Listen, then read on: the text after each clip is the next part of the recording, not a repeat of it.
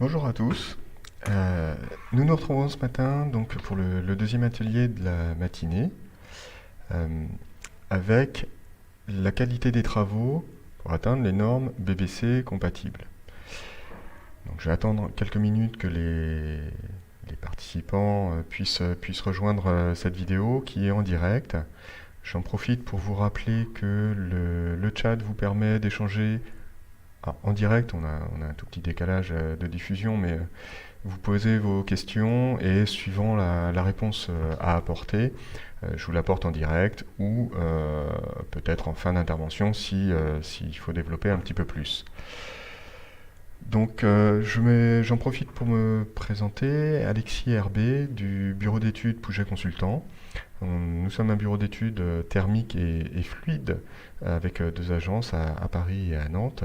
Moi, je m'occupe plus particulièrement du domaine de la rénovation sur l'agence de Nantes. Voilà. Donc aujourd'hui, la qualité des travaux compatible avec les normes BBC, on va dire pour atteindre le niveau BBC, ce que je vais vous diffuser aujourd'hui, avec une petite introduction sur le contexte et le programme d'intérêt général transition écologique du Haut-Rhin et les différentes étapes, à quel moment on peut aborder le domaine de la qualité dans les différentes étapes qui amènent à des travaux BBC compatibles.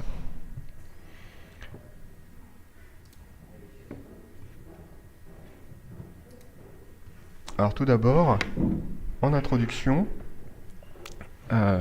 faut rappeler que la rénovation concerne 31 millions de logements en France, donc un parc qui est très important, avec ce qui représente du coup un marché aussi important de rénovation et de travaux.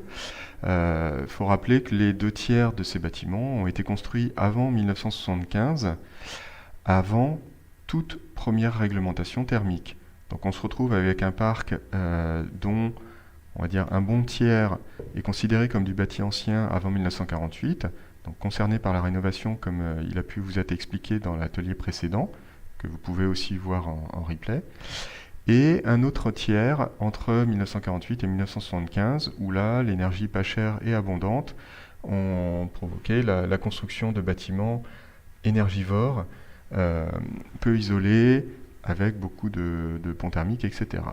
Donc un contexte un peu différent, mais qui demande aussi à être rénové. Alors, au niveau du contexte législatif, on se retrouve en 2015 avec la loi de transition énergétique pour la croissance verte, qui inscrit pour la première fois l'objectif de réduire les émissions de gaz à effet de serre.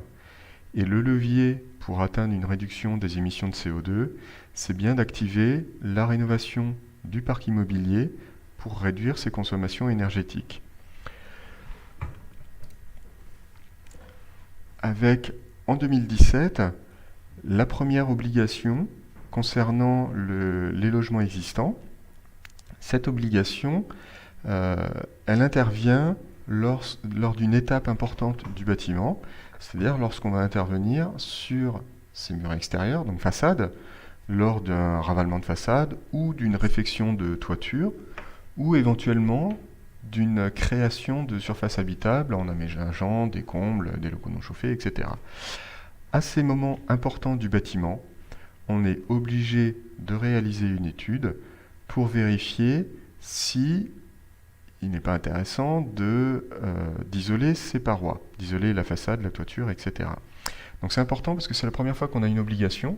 La conclusion de l'étude peut amener, on a deux cas possibles, soit on est obligé ou on n'est pas obligé pour des critères techniques, économiques, etc. Si on est obligé, il n'y a pas le choix.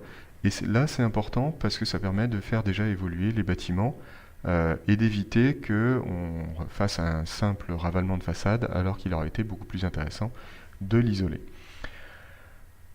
De même, la loi prévoit des prises de décision facilitées avec des votes à la majorité simple et oblige les copropriétés de plus de 10 lots de créer un fonds de travaux, ce qui permet d'amorcer un fonds qui permet plus facilement d'engager des travaux puisque avec ce qui est déjà accumulé dans le fonds, ça permet de réduire la quote-part de travaux qui seraient engagés. Donc voilà un petit peu pour le contexte de la rénovation énergétique. Je vais pouvoir passer maintenant plus particulièrement à la rénovation et à la qualité qui va être demandée dans les travaux de rénovation. Alors cette rénovation, il faut bien se poser la question, pourquoi on aurait intérêt à rénover un bâtiment énergétique? La première raison, c'est bien sûr de faire des économies d'énergie, mais en général, ça ne suffit pas pour motiver un propriétaire d'engager des travaux qui, en général, sont assez onéreux. Donc on a quand même les économies d'énergie et des factures moins élevées, mais on a surtout un meilleur confort pour les usagers, et en parallèle, on a une augmentation de la valeur patrimoniale du bâtiment. Ce qu'il faut voir, c'est que les notaires qui voient passer toutes les transactions ont constaté de manière statistique que pour un bien équivalent, même emplacement, etc., on se retrouvait avec une valeur du bien supérieure lorsqu'il présente une étiquette énergie plus favorable.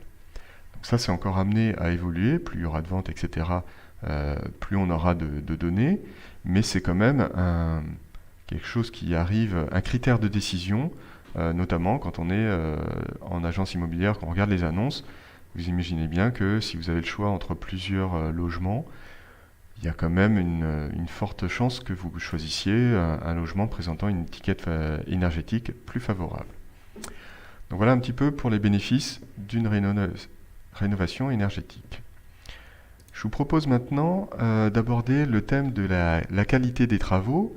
Alors je vous ai mis un petit nuage de points, puisque cette qualité des travaux, on la retrouve avec des notions de conformité, des notions de contrôle qualité, de suivi des performances, de coûts, réunit plusieurs acteurs. On la retrouve notamment lors de la réalisation de travaux, et on peut faire des mesures pour vérifier, des mesures sur site, pour vérifier que la qualité souhaitée est obtenue. Donc ce qu'il faut bien voir, c'est que la qualité est au centre des préoccupations. Alors, je fais un petit parallèle, et vous pourrez le garder à l'esprit tout au long de cette présentation.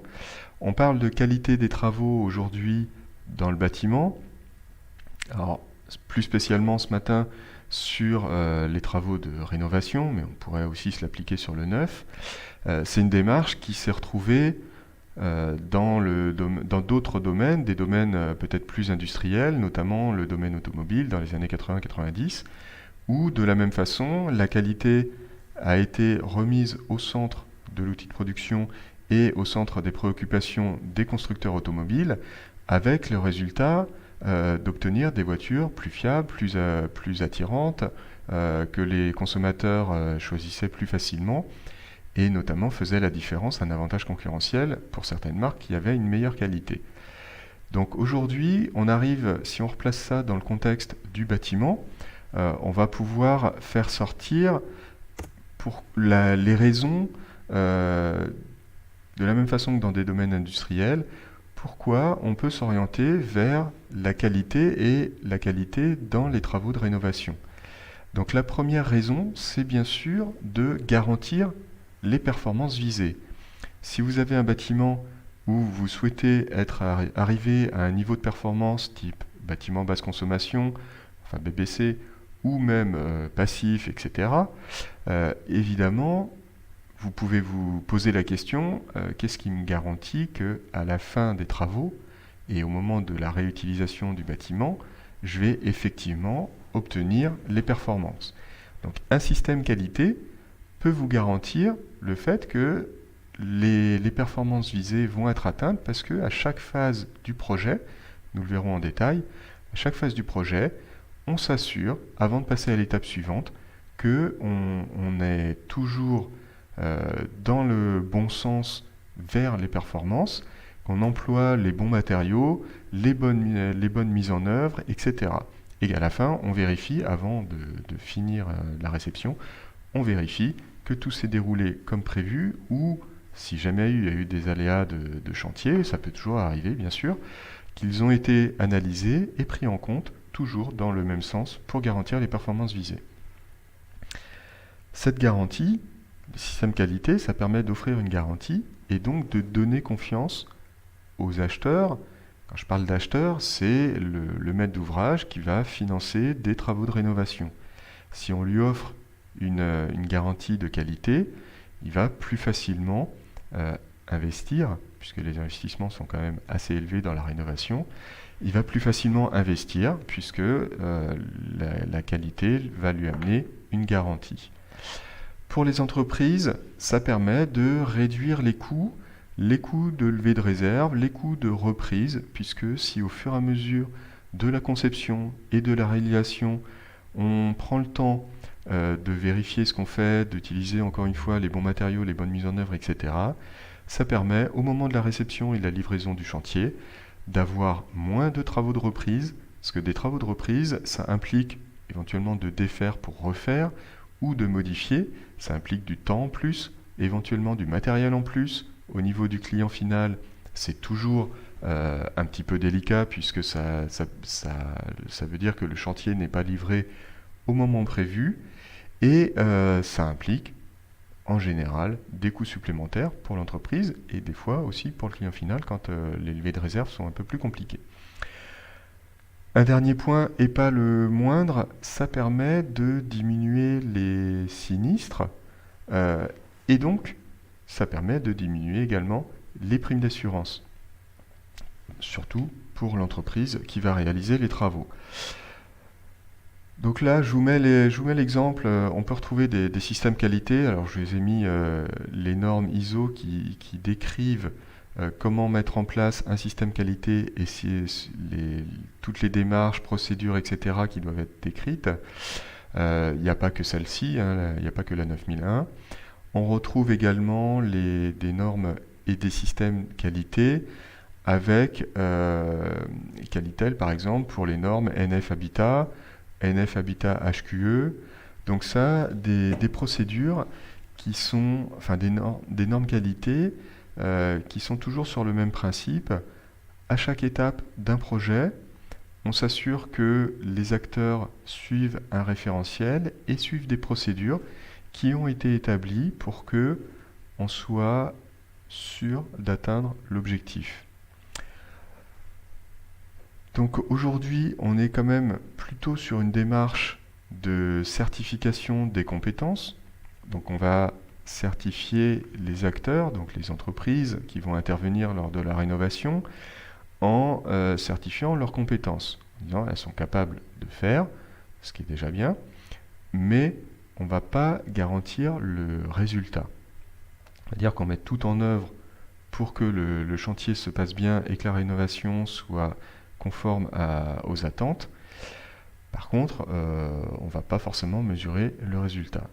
Donc l'évolution pourrait être de commencer à mettre en place un contrôle de conformité des travaux, c'est-à-dire qu'on va contrôler le résultat des travaux et forcément ça induit que les acteurs qui vont réaliser les travaux ont les compétences. Mais on bascule sur une obligation de résultat, quel que soit le chemin et les acteurs qui interviennent. Ce sera plus facile pour eux si leurs compétences sont certifiées, forcément, mais ça ne fait pas tout. Donc il y a toute la mise en œuvre qui est importante et surtout on va dire le réglage final, et on verra comment on intervient là-dessus. Alors l'objectif de ces travaux, de ce qu'on discute au moins ce matin, l'objectif énergétique, c'est d'être compatible avec le BBC, le niveau BBC ou le label BBC. Ce matin, moi je m'attache essentiellement au niveau énergétique compatible BBC. Donc ça veut dire qu'on a un état initial qui est quelconque. Je vous ai mis une étiquette énergie et climat à gauche d'un bâtiment quelconque. On voit il est en classe F, etc. On va prévoir un programme de travaux, que ce soit en rénovation globale ou en rénovation par étape, en incluant une démarche de qualité.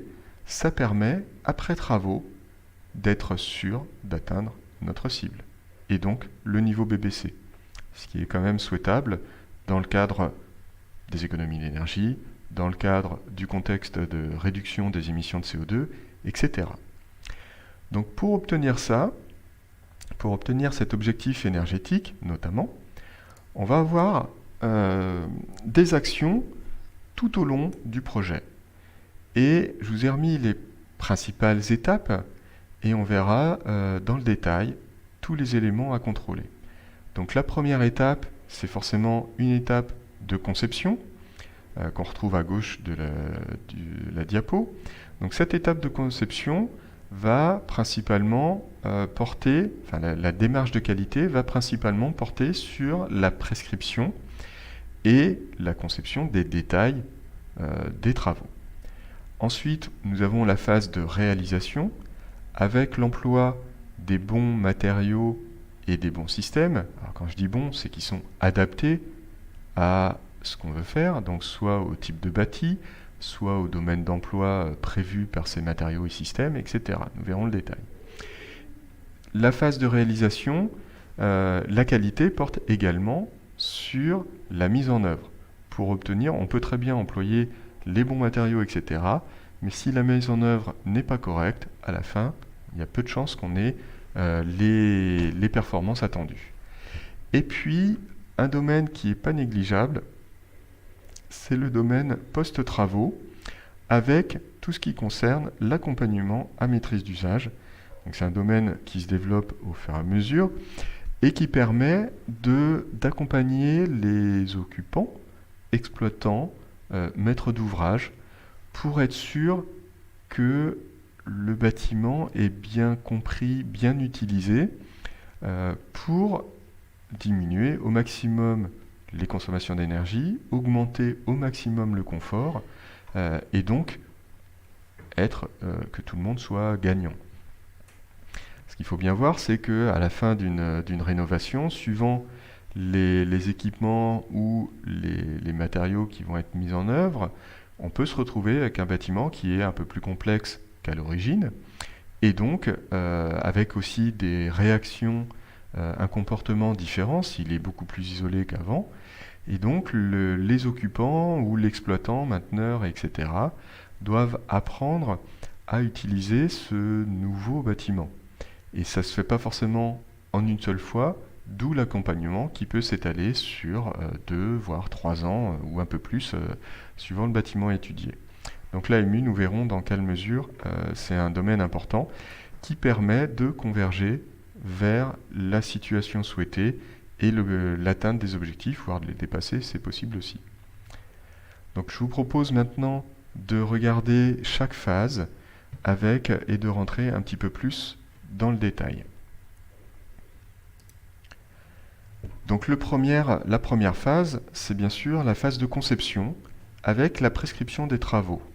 Prescription des travaux, elle ne se fait pas d'un seul coup et on va voir qu'elle intervient au moment de l'audit ou du diagnostic technique, au moment d'élaborer les stratégies de rénovation, avec éventuellement une fiche de suivi d'affaires qui facilite les choses et le contrôle, ou la mise en place, qui peut être souhaitable, de fiches de contrôle du projet, de la phase de conception.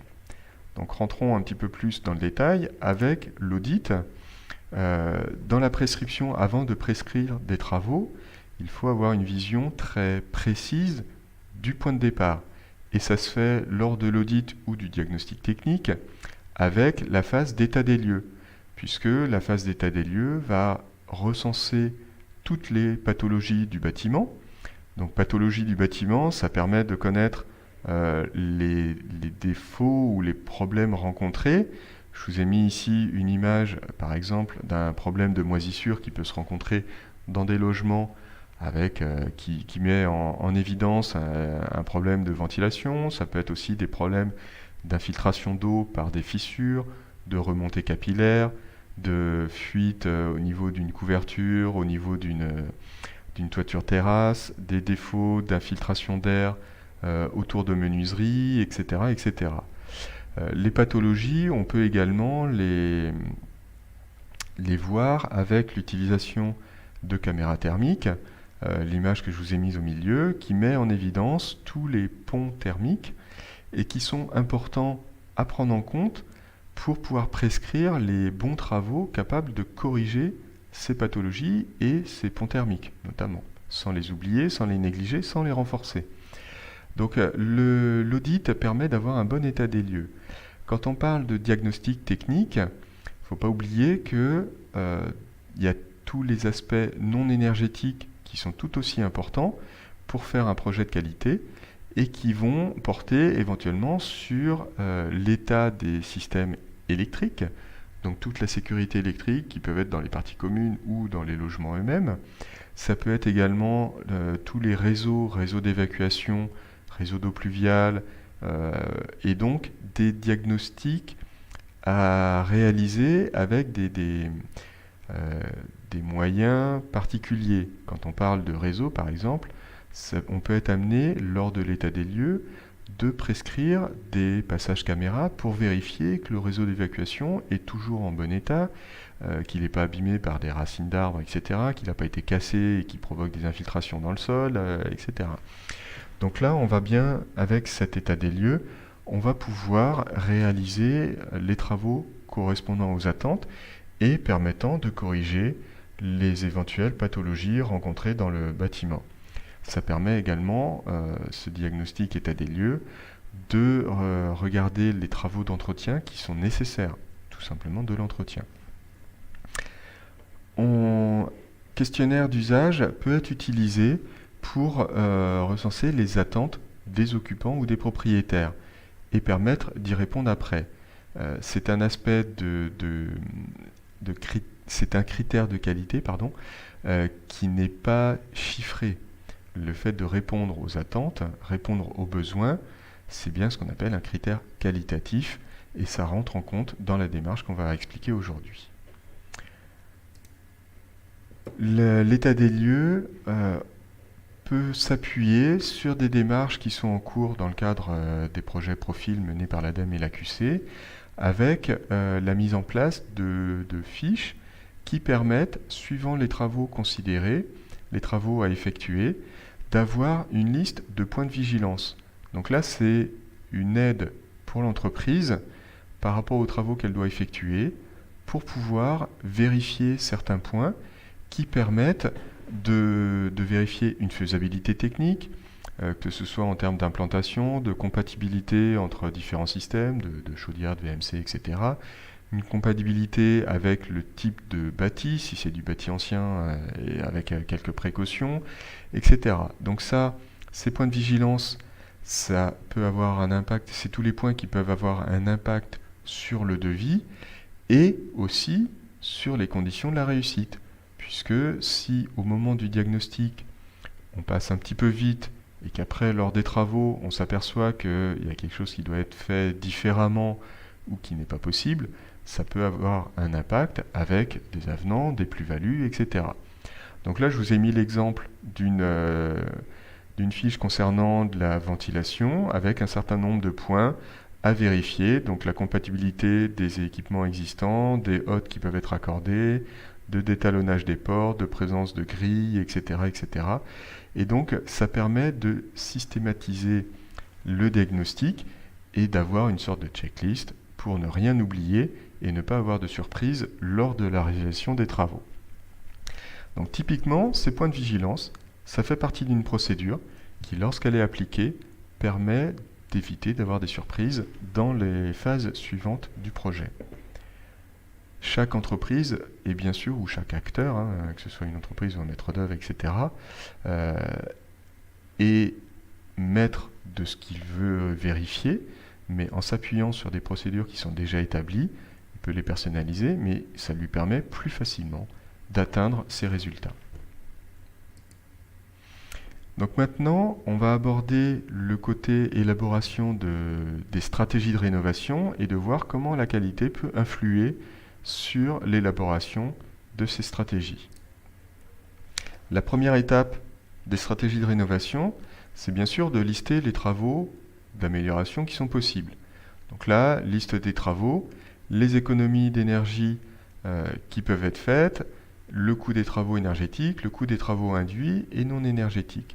Cette dernière ligne, elle est importante, puisque bien sûr, pour réaliser des travaux de rénovation énergétique, on peut être amené à englober d'autres travaux et pour avoir à la fin un projet complet et qui répond parfaitement aux attentes des occupants ou du propriétaire. Alors, dans les caractéristiques minimales, pour atteindre l'objectif, c'est quand même d'atteindre le BBC, alors que ce soit le niveau BBC, sans labellisation, ou la certification BBC. Ça n'empêche que les matériaux mis en œuvre seront exactement les mêmes. Alors je vous ai rappelé ici un petit tableau avec les valeurs qui sont demandées par la réglementation thermique élément par élément. Et je vous prends un exemple. Si on est en zone H1, par exemple, quand on isole un mur extérieur, on demande jusqu'ici et donc jusqu'en janvier 2023 d'isoler au minimum avec une résistance thermique de 2,9 et à partir de janvier 2023, presque demain, on va demander une résistance thermique minimale de 3,2. Donc ça, ce sont les valeurs minimales. C'est l'ART, c'est ce qu'on doit mettre au minimum pour respecter la réglementation. Donc ça, c'est une obligation. Par contre, ces valeurs-là, la réglementation thermique, c'est un petit peu la voiture balai, hein. C'est ce qui est à respecter au minimum, mais malheureusement, ce n'est pas ce qui nous permet d'arriver à tous les coups au niveau BBC. Donc là-dessus, on peut s'appuyer un petit peu plus sur les niveaux qui sont demandés pour les certificats d'économie d'énergie. Donc c'est la dernière colonne que j'ai mise ici. Comme c'est volontaire, les niveaux qui sont demandés là, ce sont des niveaux volontaires, on n'est pas obligé de les respecter, mais ce sont des indicateurs pour arriver sur une rénovation performante. Et là, en prenant élément par élément également ces valeurs-là, on est un petit peu plus sûr d'arriver au niveau BBC. Donc là, si je reprends mon mur extérieur, ça veut dire qu'au minimum, je dois installer une isolation avec une résistance thermique de 3,7. Alors, ces valeurs-là, ça peut être un guide, mais ce qui est un petit peu plus sûr, c'est d'utiliser les valeurs qui vont sortir avec les projets BBC compatibles. Donc il y a également un projet qui est piloté par l'ADEME et qui, suivant les cas d'état initial et des travaux qui sont prévus, pourront donner des bouquets de travaux qui vont permettre d'atteindre le niveau BBC et donc le BBC compatible. Alors aujourd'hui, BBC compatible, ce n'est pas une définition qui est encore très précise, c'est en train d'être affiné pour que tout le monde utilise le même vocabulaire, ce qui est toujours plus simple, mais c'est des choses qui sont encore en projet et qui vont permettre de manière assez simple et rapide de connaître les bouquets de travaux et les travaux élémentaires qui vont permettre d'atteindre le niveau BBC.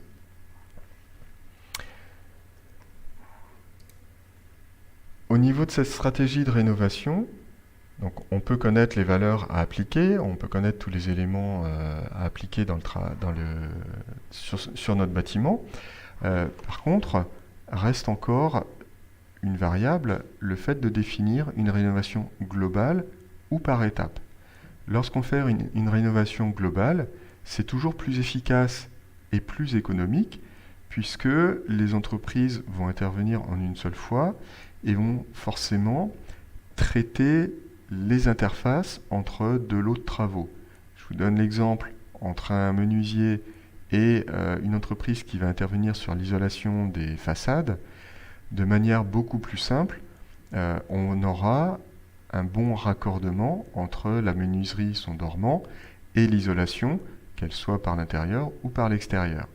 Si vous le faites en 2 fois, par étape, avec éventuellement d'abord les menuiseries, ça veut dire qu'il faut absolument que ce soit prédisposé pour que la deuxième entreprise, le deuxième lot de travaux concernant l'isolation des parois, puisse se raccorder de manière efficace.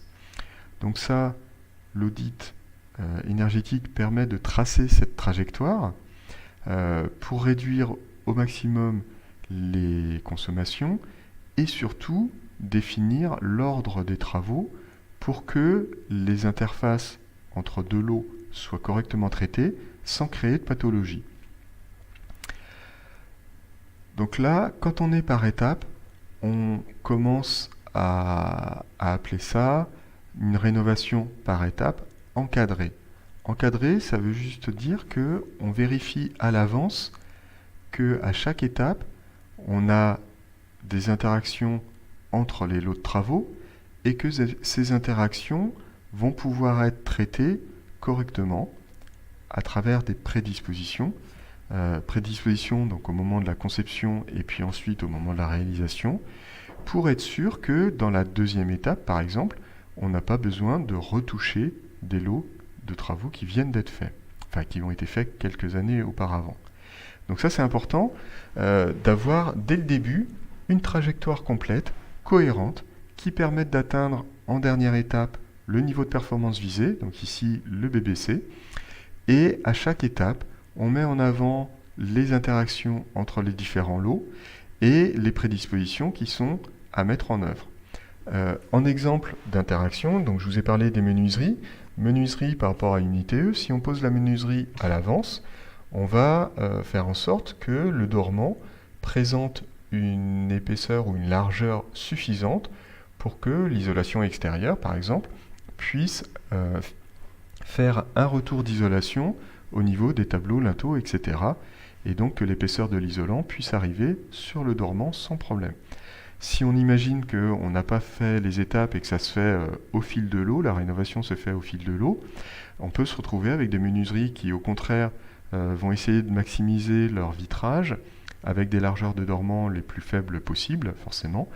Et ça veut dire qu'au moment de la réalisation d'une isolation, si elle est par l'extérieur, mais on n'aura pas la place d'isoler les tableaux et on va laisser un gros défaut, puisque si les tableaux, linteaux, etc. ne sont pas isolés, on a un pont thermique qui peut provoquer même des pathologies à l'intérieur, avec un point froid autour de la fenêtre et le risque d'apparition de moisissures.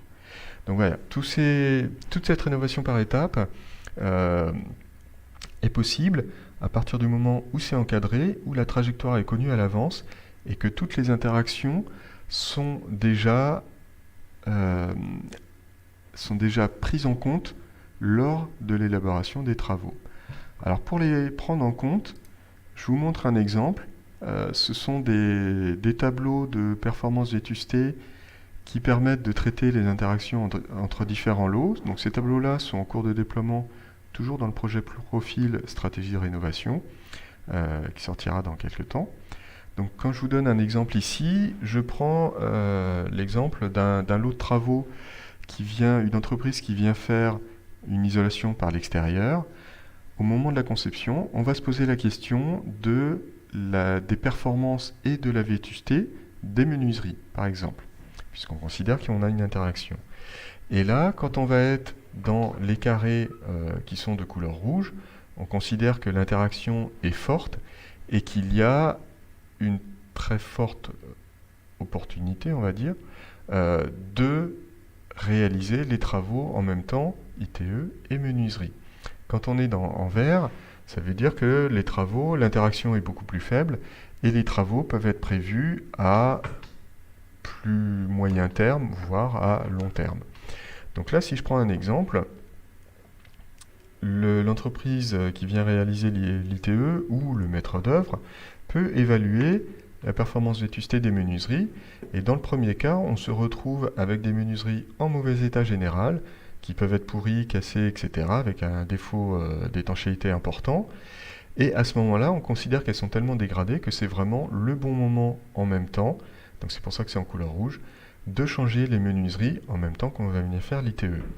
De la même façon, si on regarde la première ligne de performance, quand on est avec des performances très faibles, avec un UW supérieur à 2,6, on est en simple vitrage ou en les premiers doubles vitrages, et à ce moment-là, on peut se dire que c'est le meilleur moment pour traiter en même temps l'isolation extérieure et le remplacement de mes menuiseries, quel que soit leur état. Donc voilà des exemples.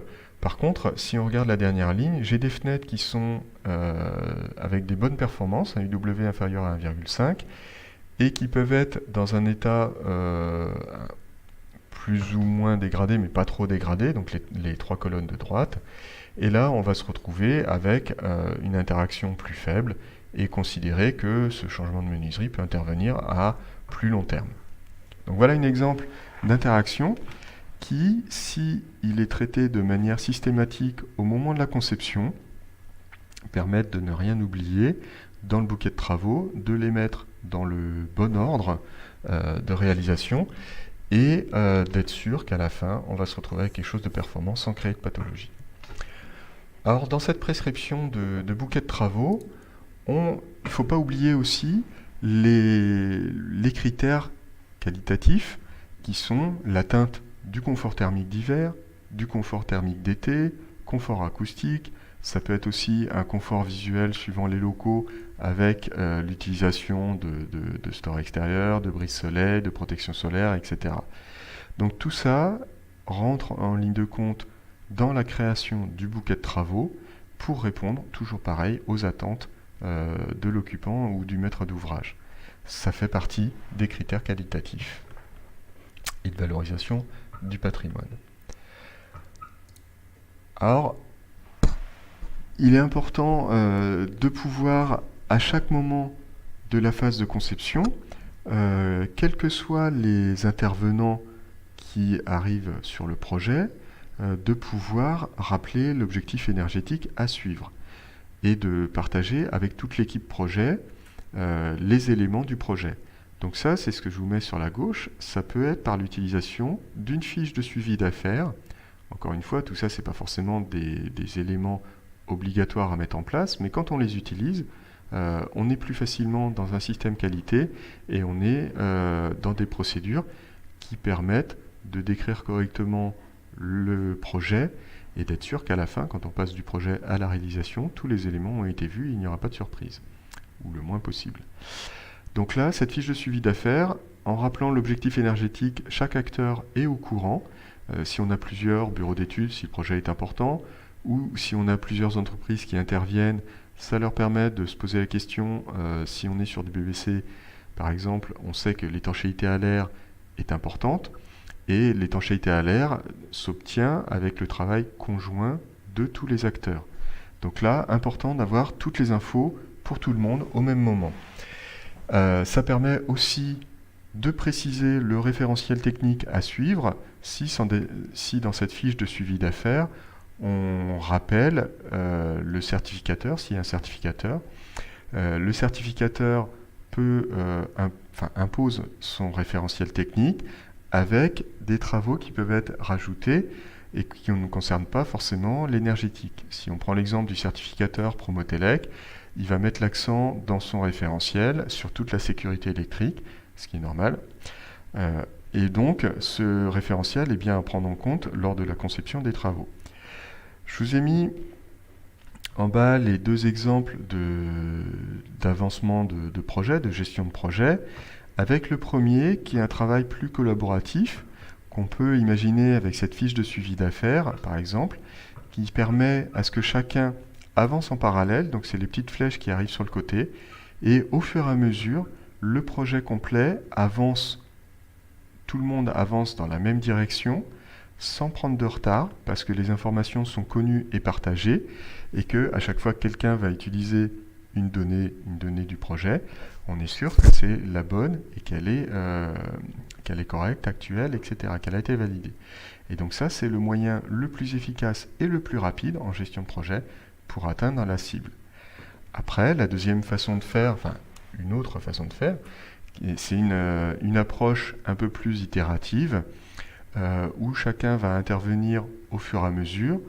Typiquement, on va intervenir sur les lots de gros œuvres, et puis ensuite sur les lots de finition, et les lots intérieurs, etc., etc. Ce qui peut être aussi une autre façon de faire. Mais en général, ce qu'on constate, c'est qu'on peut avoir, au moment de passer les jalons, ici par exemple, au moment de passer certains jalons, on peut se rendre compte que il y a des modifications à faire et on va voir un retour en arrière parce que la modification sur un lot peut amener des modifications sur les autres lots. Et donc, on peut se retrouver avec des moments où on va revenir en arrière pour faire les modifications et ensuite continuer d'avancer. Donc c'est une démarche par itération, et même si on atteint la cible à la fin, heureusement, on aura des délais qui peuvent être plus longs, des coûts un peu plus élevés, parce qu'on peut être obligé de refaire ce qui a déjà été fait, et donc j'aurais tendance à favoriser un travail collaboratif pour pouvoir atteindre la cible dans des meilleurs coûts et des meilleurs délais. La mise en place pour tous les intervenants d'une démarche qualité, cette démarche qualité, elle peut être très rapidement résumée avec une démarche qui impose des contrôles à différentes étapes du projet pour ensuite les analyser, vérifier qu'on est toujours dans la bonne trajectoire, etc. Et si on a des écarts, de pouvoir mettre en place des actions correctives. Donc là, on se retrouve dans un cercle vertueux où on va garantir que on passe à l'étape suivante en ayant fait un contrôle et qu'on y passe que si les jalons sont validés, et validés parce qu'on va bien dans la bonne direction, la direction du projet BBC. Alors maintenant, on arrive en phase de réalisation, et cette phase de réalisation on va intervenir plus particulièrement sur les matériaux et systèmes, ce que j'ai mis sur ma carte de gauche, sur la mise en œuvre également par les professionnels, plus la gestion de leurs compétences, et la mise en œuvre donc au niveau du chantier, et là ça porte un peu plus sur le geste. Tout ça pour que ça puisse arriver sur une bonne mise en œuvre efficace et performante. Donc si on regarde les matériaux, on va s'intéresser à leurs caractéristiques thermiques initiales. Donc je vous ai mis l'exemple d'une étiquette. Cette étiquette présente plusieurs signes de qualité. Le premier, c'est ce que vous avez ici, c'est le marquage CE. Marquage CE, alors c'est obligatoire pour pouvoir vendre sur le territoire européen. Tous les produits doivent être marqués, mais ça permet de respecter un certain nombre de normes, suivant les produits. Quand on est sur des matériaux isolants, on a également le certificat Acermi qui permet d'attester ses performances thermiques dans des conditions bien particulières. On a également un signe de qualité qui marque, qui peut, suivant les produits, aussi permettre de certifier des performances. On va le retrouver sur des robinets thermostatiques, par exemple, des équipements où on a des certifications Senser qui permettent de vérifier que leur précision annoncée sera bien la précision qu'on aura une fois l'équipement monté. Donc toutes ces certifications, même si elles ne sont pas toujours obligatoires, offrent une garantie que les performances annoncées seront atteintes après le montage sur le projet, et ces performances-là, elles sont nécessaires pour atteindre le niveau BBC compatible. Alors, si le produit n'est pas certifié, c'est pas pour ça qu'on n'a pas le droit de le mettre en œuvre, hein. C'est juste qu'on va être un peu plus attentif à ces caractéristiques. On va peut-être être amené à faire des essais sur place ou en amont, de vérifier par rapport à la filière d'approvisionnement, etc., les caractéristiques qui sont annoncées. Ou bien, ça peut être aussi de se dire que le matériau présente une tolérance de performance, et pour se prémunir d'une surprise à la fin, on pourra se dire, on se met dans le cas le plus défavorable en termes de performance, et de le prendre en compte dans les calculs, par exemple, pour être sûr qu'à la fin, on n'ait pas de problème.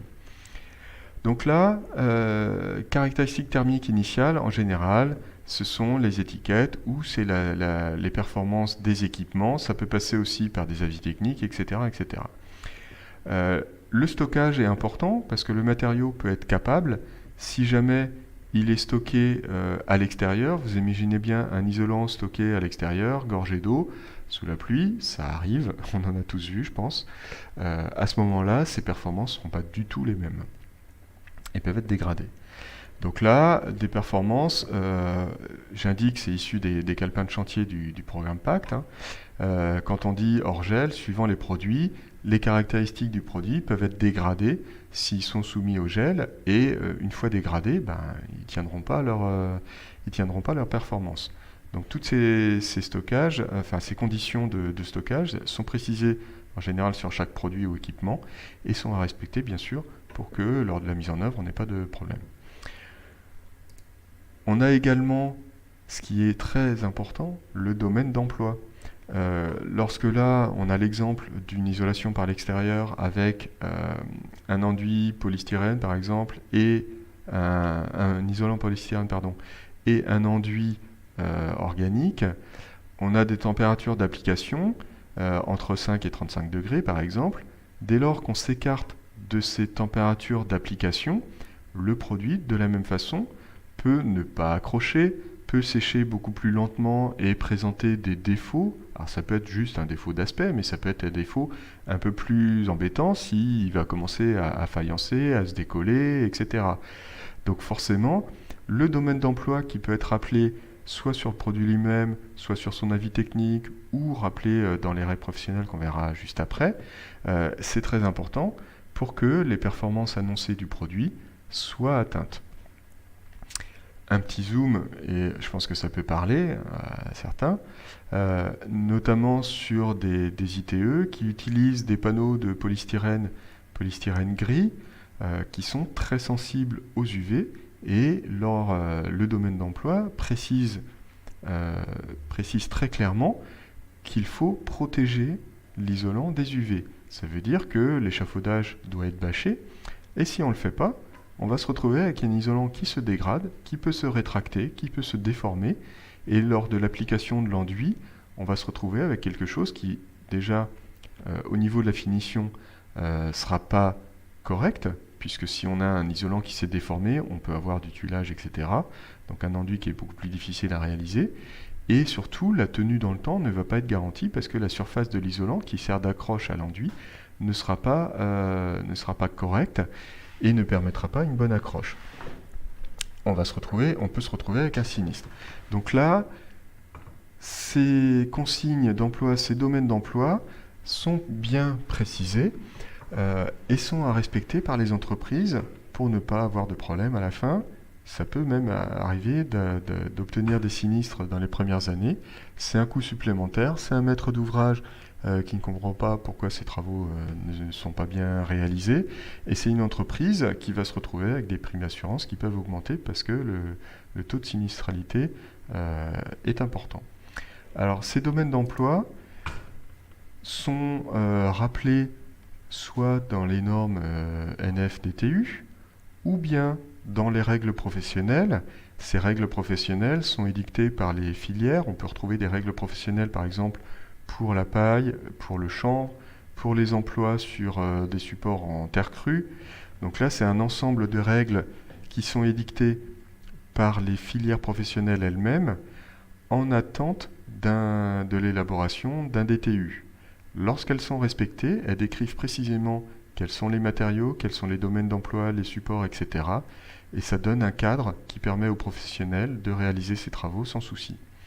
De la même façon, lorsque la règle professionnelle n'existe pas encore non plus, on peut retrouver des recommandations professionnelles issues du programme Pacte et qui permettent de traiter des techniques ou des matériaux un petit peu plus innovants. Lorsque c'est pas dans ces domaines, lorsque c'est pas couvert par ces trois règles et recommandations, on peut se trouver dans l'expérimentation. C'est pas interdit. Par contre, on a toute une procédure à respecter dans l'expérimentation avec la mise en place d'essais pour vérifier que les matériaux sont capables, qu'ils sont employés à bon escient dans leur domaine d'emploi, etc. Tout ça, bien sûr, c'est pour garantir l'assurabilité des ouvrages et diminuer les primes d'assurance, donc le coût des travaux, et assurer leur qualité à la fin.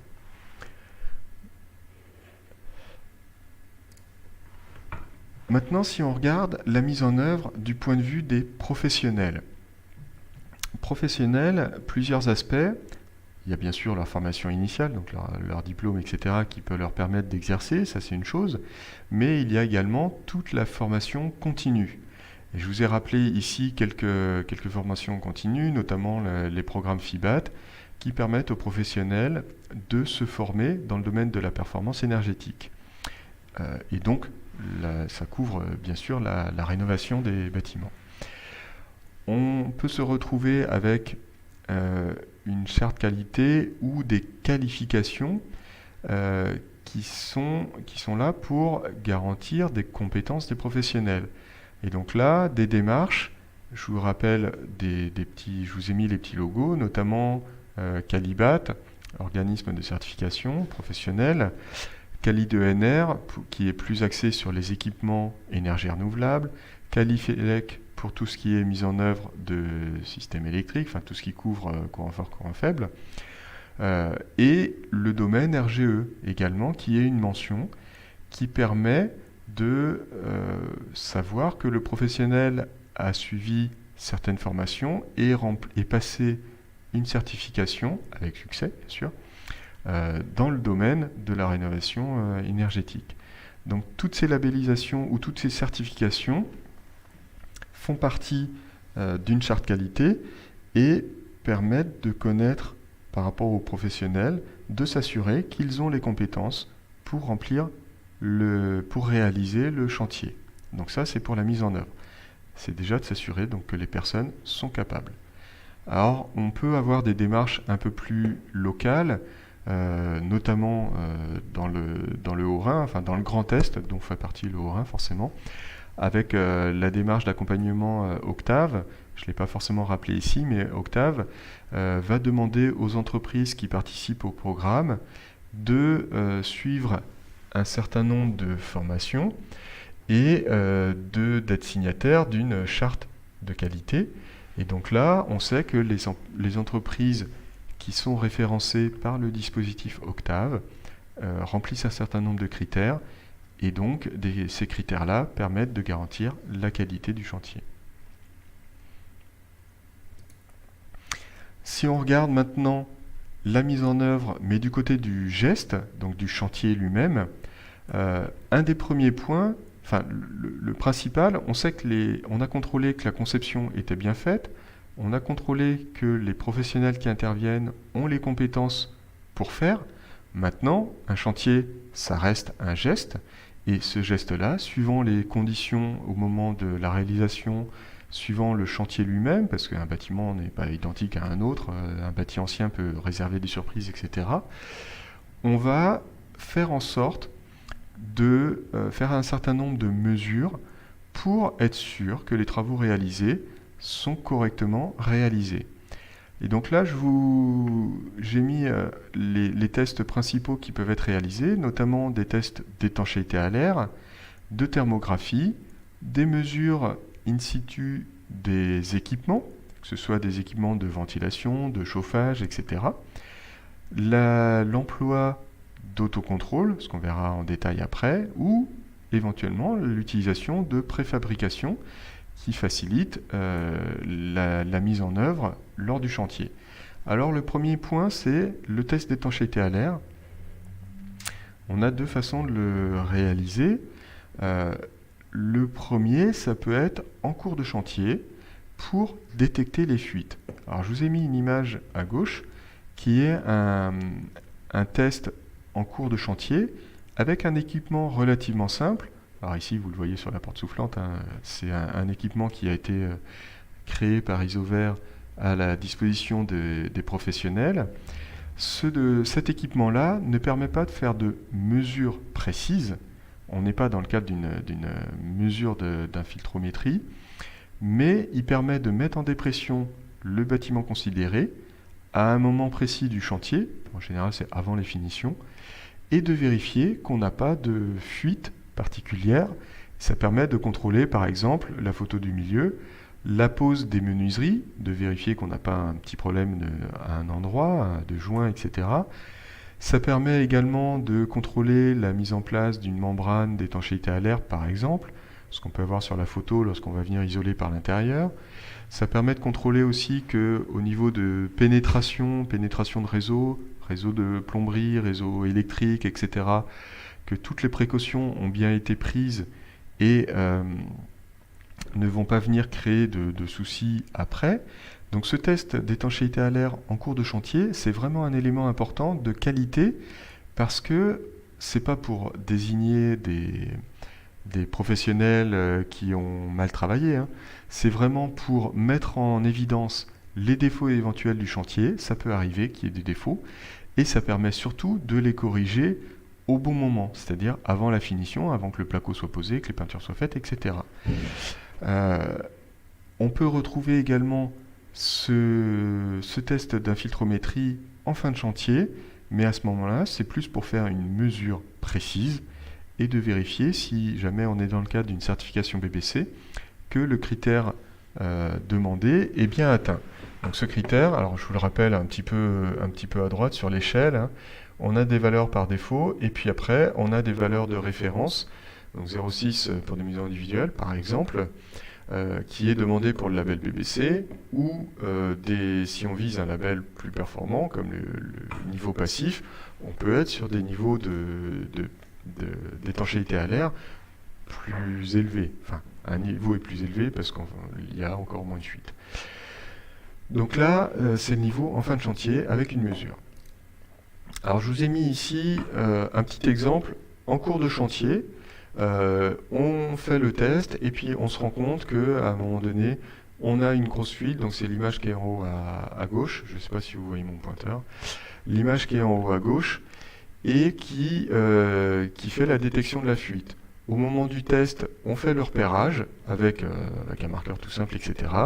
Et puis ensuite, on va venir, avec les différents acteurs du chantier, on va venir autour de ce défaut pour expliquer quelle peut être la cause et comment on peut venir corriger ce défaut. Donc là, de manière toute simple, le défaut est dû à un adhésif qu'on voit en jaune, l'adhésif qui a été mis un petit peu trop près du bord de la membrane, et donc qui n'accroche pas assez, et en mettant en dépression le bâtiment, l'adhésif a fini par se décoller.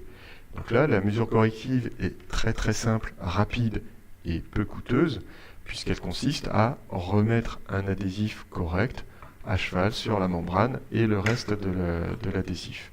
Donc là, c'est vraiment pour se dire, notre test d'étanchéité met en évidence un défaut, la reprise est immédiate, le professionnel n'a pas besoin de rouvrir un placo, etc.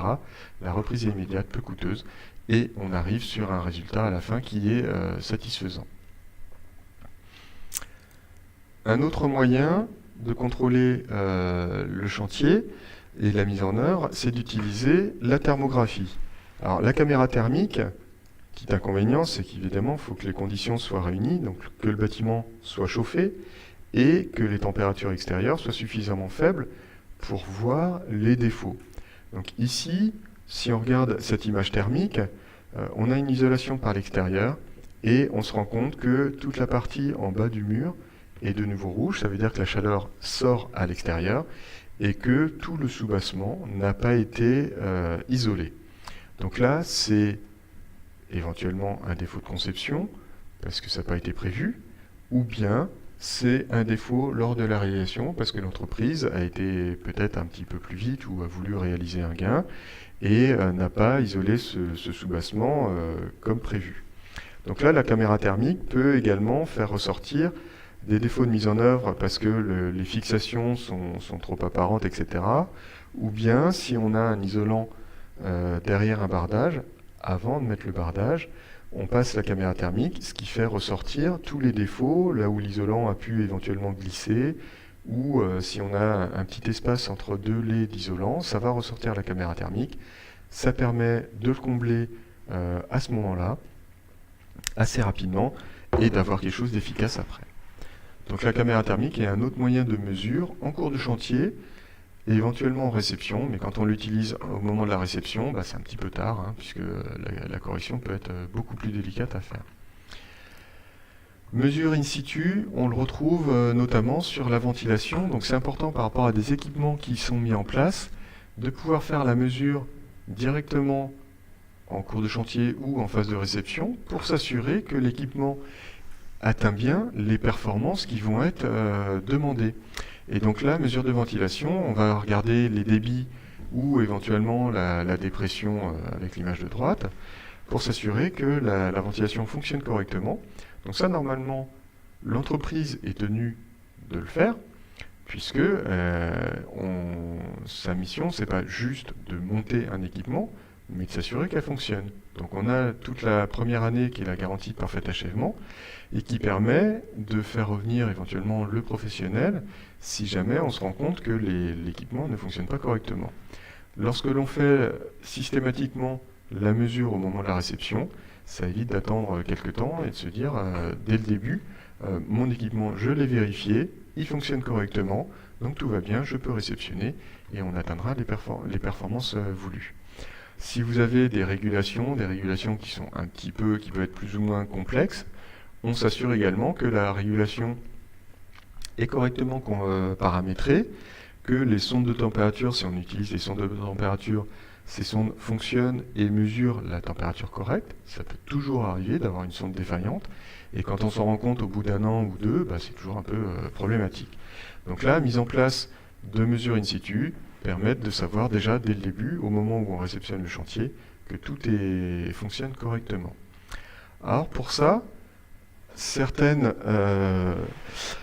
filières ont mis en place des fiches d'autocontrôle. Donc là, c'est l'entreprise elle-même, aux différentes étapes du chantier, peut être amenée à vérifier elle-même certains points, donc une checklist, pour s'assurer qu'avant de passer à l'étape suivante, on ait toutes les conditions qui soient réunies. Donc là, je vous ai mis un extrait, c'est la filière des menuiseries qui édite cette fiche d'autocontrôle avec, par exemple, à la première étape, c'est au moins la réception du produit à poser, c'est-à-dire qu'avant de commencer la pose, on s'assure qu'on a bien les bonnes menuiseries avec les bons vitrages, aux bonnes dimensions, que ces menuiseries sont repérées et correspondent à l'ouverture dans le bâtiment. Ça veut dire qu'avant de commencer mon chantier, je m'assure que toutes les conditions sont réunies pour le réaliser correctement. Donc ça, ces fiches d'autocontrôle, certaines filières les ont faites. Et il y a actuellement aussi un programme qui est géré par l'AQC avec la mise en place de procédures internes à disposition des entreprises. Donc encore une fois, ça reste des démarches volontaires. Et donc l'élaboration de fiches d'autocontrôle pour tous les travaux, que ce soit de l'isolation, isolation des murs, changement des menuiseries, isolation des combles, mise en place d'équipements, etc., etc. Donc là, c'est une aide apportée aux professionnels pour pouvoir être sûr et de manière systématique, c'est important, de manière systématique, de contrôler son chantier et de s'améliorer si jamais on se rend compte que certains points sont systématiquement avec des défauts. Ça permet d'enclencher éventuellement une discussion avec le professionnel qui réalise les travaux ou d'enclencher des actions de formation, d'explication, etc. Donc un outil qui est très important, qui peut se mettre en place de manière assez simple, puisqu'ils vont être proposés quasiment à tous les professionnels du bâtiment, de manière volontaire, qui peuvent être enrichis également, qui sont à la main de chaque entreprise. Lors de la mise en œuvre, pour obtenir la qualité, on peut aussi, un des moyens, c'est aussi de se tourner vers la préfabrication. Préfabrication en atelier, ça permet plus facilement que sur site de maîtriser les tolérances, parce qu'on est dans des conditions, on voit sur l'image de droite, on est dans des conditions favorables en termes de hauteur, en termes de manutention. On a plus facilement un support ici qui est bien plan, donc on sait que le mur qu'on va préfabriquer, il va être plan, alors que si on le fait sur site, par exemple, et là, suivant le support qu'on va avoir, si on ne fait pas attention, notre dalle sur laquelle on construit notre mur ossature bois et peut-être présente un creux, etc., et on peut obtenir un défaut sur la fabrication. Donc en atelier, c'est plus facile d'obtenir les bonnes tolérances, les bonnes cotes, etc. Ça permet également de le faire au sec, et donc au niveau des matériaux, plus facile d'obtenir les bonnes conditions pour la mise en œuvre de ces matériaux.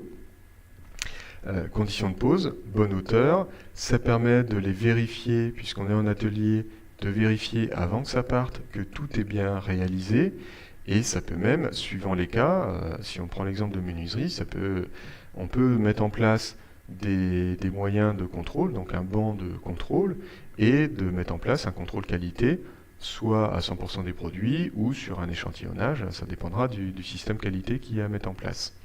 Donc là, la préfabrication, normalement, quand on arrive sur site, on est sûr que le produit qu'on va monter est testé, est de bonne qualité, va se monter correctement parce que prévu et vérifié avant.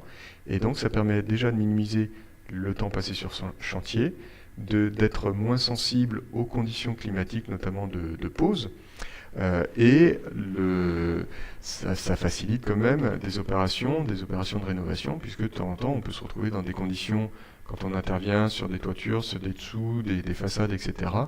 On est sur du travail en hauteur, en échafaudage, donc on n'a pas toujours les meilleures conditions pour réaliser le geste. La préfabrication peut permettre de se passer de ces aléas de conditions de mise en œuvre.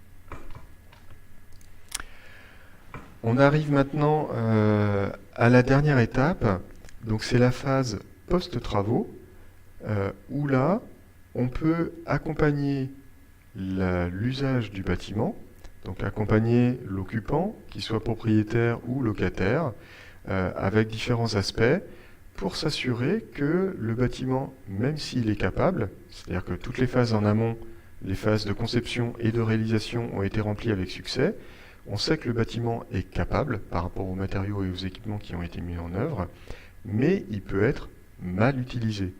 Et à ce moment-là, les consommations ne sont pas au rendez-vous, enfin les économies d'énergie ne sont pas au rendez-vous, éventuellement le confort n'est pas au rendez-vous également. Ce sont des choses qui peuvent arriver. Donc là, on peut mettre en place un accompagnement à maîtrise d'usage sur une année, 2 années, ou voire un peu plus, pour accompagner les occupants et leur apprendre à utiliser le bâtiment. Donc un premier aspect, c'est le suivi énergétique. Le deuxième, l'accompagnement des usagers, ou des occupants plutôt.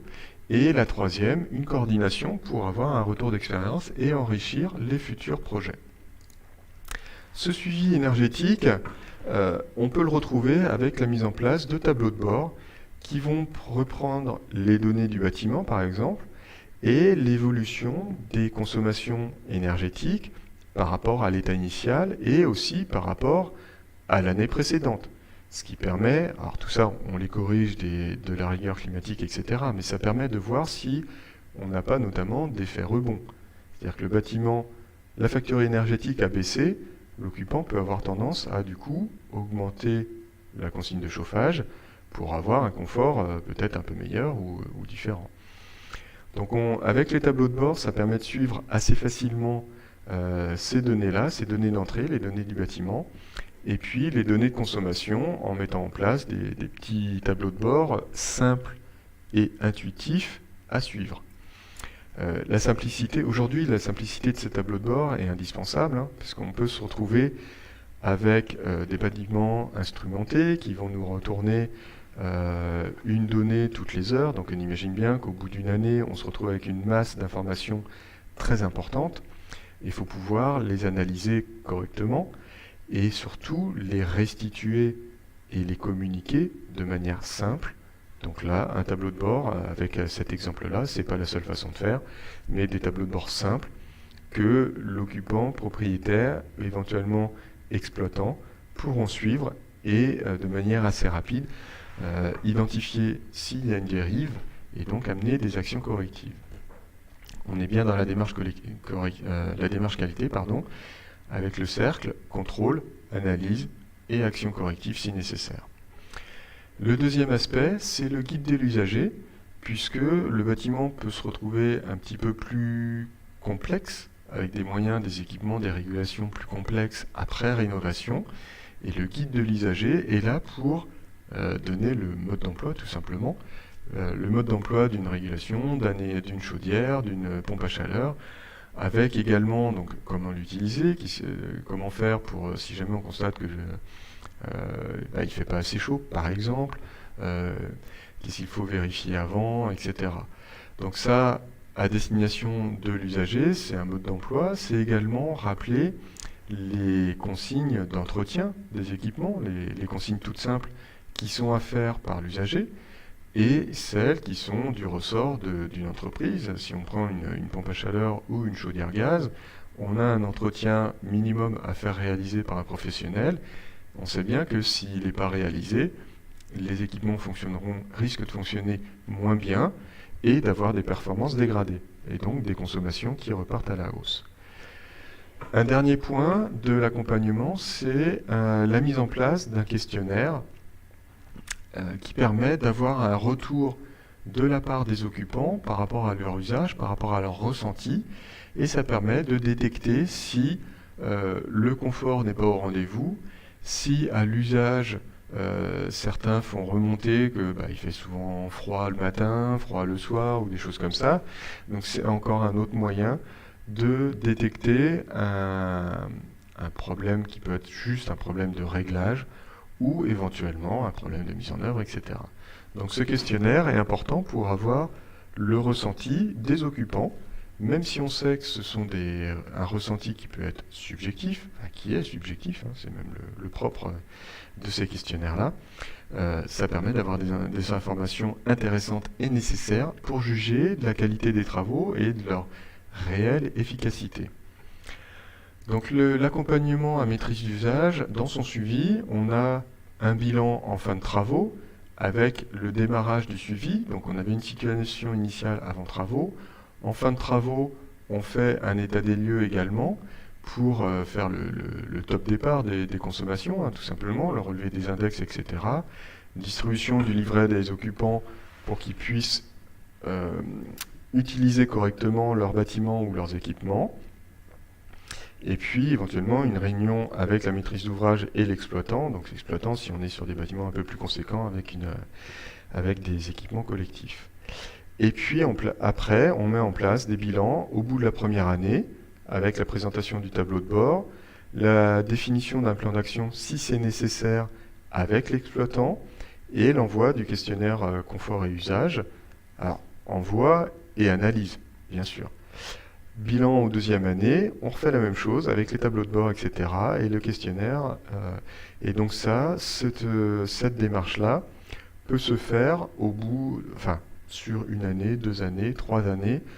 3 années étant en général la bonne période, parce qu'on se dit que si au bout de 3 ans, les consommations sont stables, que le bâtiment est bien exploité, etc., ça veut dire que les occupants ont aussi pris des bonnes habitudes, maîtrisent les moyens qui sont mis à leur disposition, et on a moins de chances que ça reparte à la hausse, puisque on a une bonne exploitation de notre bâtiment. Donc au bout de 3 années, c'est en général le bon timing. Donc voilà pour la dernière phase de la démarche de qualité.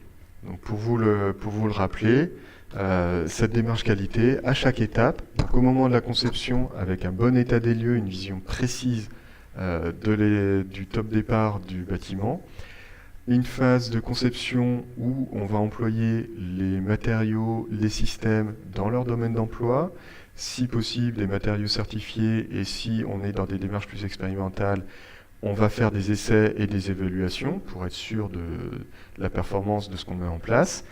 La vérification des compétences des professionnels qui interviennent sur le chantier, la vérification sur place lors du chantier que le geste est correctement réalisé avec des mesures, et ça c'est notamment en cours de chantier et au minimum au moment de la réception, et puis ensuite l'accompagnement après le chantier pour être sûr que le bâtiment atteigne sa cible et converge vers cette cible. Au moment de la réception, on peut se retrouver avec un bâtiment performant, les mesures sont correctes, etc. Tout fonctionne correctement, mais il est mal exploité, et à ce moment-là, on peut constater une dérive dans les consommations. Donc l'accompagnement à maîtrise d'usage permet de converger vers les meilleurs résultats possibles. Alors quand je dis les meilleurs résultats possibles, ça peut aussi dire qu'il était prévu un niveau BBC avec certaines consommations, et on peut être amené à aller au-delà, parce que les usagers font vraiment attention, exploitent correctement leur bâtiment, etc. Et que des points de détail ont été correctement traités et permettent d'aller un petit peu plus loin que ce qui était prévu. Voilà. Donc je vous invite De nouveau, on arrive au terme de la présentation, bien sûr. Je vous invite de nouveau à participer dans le chat pour poser vos questions. Je reste encore, il est midi moins le quart, on a encore 5-10 minutes si vous voulez pour poser vos questions. Et après, s'il n'y a pas de questions, je clôturerai la présentation. Donc, je vous laisse utiliser le chat dans YouTube directement et je pourrai vous répondre en direct également.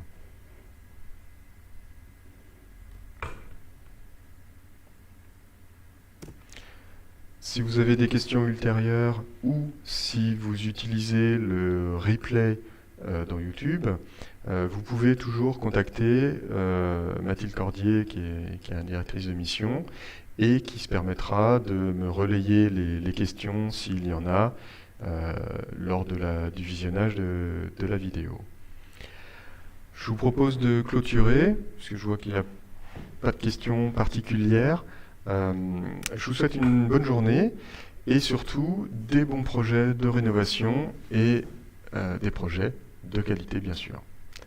Au revoir et bonne journée.